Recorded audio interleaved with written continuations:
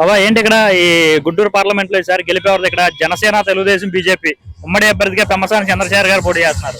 YCP నుంచి కిలార్ రోషి గారు పోటీ చేయబోతా ఉన్నారు. మరి వీరిద్దరు ఇక్కడ గెలిపేవారు ఇక్కడ మాకు టీడీపీ కూటమిదే ఉంటుందండి మెజార్టీ.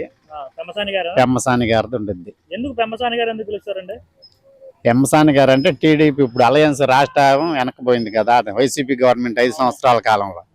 ఇప్పుడు చంద్రబాబు నాయకత్వం పవన్ కళ్యాణ్ గారి దీనిలో టీడీపీ కూటమి జనసేన టీడీపీ కూటమి గెలిస్తే రాష్ట్రం ముందుకెళ్ళుద్ది, డెవలప్ అవుద్ది అని అభివృద్ధి కోసం జనాభా ఎక్కువ చూస్తున్నారు. ఎక్కువగా ప్రజలు అభివృద్ధి. ఇప్పుడు కుర్రకారికి యువతకి ఉద్యోగాలు లేవు, ఎక్కడ వేసిన గొంగలు అక్కడే ఉంది. కుర్రకారికి ఉద్యోగాలు, ఈ ఉద్యోగాల కోసం పిడియాల హైదరాబాద్ ఉంది.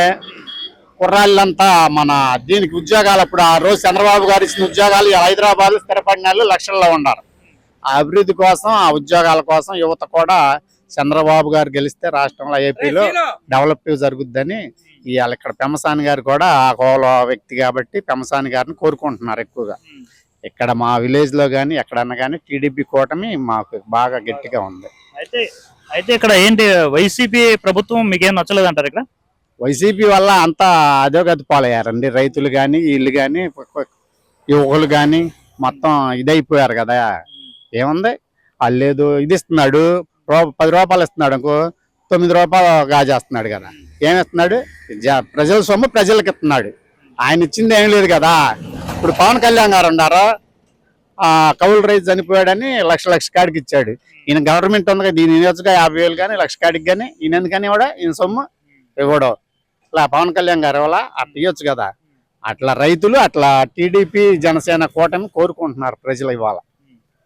దానివల్ల టీడీపీ జనసేన కూటమి గెలవాలని ప్రజలు రైతాంగం దగ్గర నుంచి యువకుల దగ్గర నుంచి మహిళలు కానీ ఎవరన్నా కానీ టీడీపీ జనసేన కూటమి గెలిస్తే ఏపీ అభివృద్ధి వైపు పయనించుద్దనే ఒక ఆకాంక్ష జనంలో బాగా నాటుకుని ఉంది. ప్రజలు అది కోరుకుంటున్నారు. అది కంపల్సరిగా ఇది అవుద్ది. పెమ్మసాని గారే గెలుపు. ఇక్కడ పెమ్మసాని గారు భారీ మెజార్టీతో సుమారు 2 లక్షల పైన గెలుస్తారు. 2 లక్షల పైన మెజార్టీతో గెలుస్తారు. చూడండి, దాంట్లో అనుమానం లేదు. ఇక్కడ మాకు కాపు విలేజ్ ఇది. 3,500 ఓట్లు కాపులు ఉంటాయి. వైసీపీ తరఫున నిలబడ్డతను కాపు అయినా సరే అతనికి ఇక్కడ ఈ 3,500 కాపుల ఓట్లలో 100 ఓట్లు పడవు.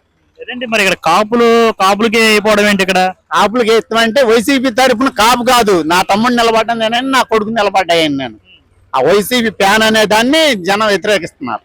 అది మెయిన్. పెమ్మసాని 2 లక్షల పైన మెజార్టీతో గెలుస్తారు. దాంట్లో అనుమానం లేదు.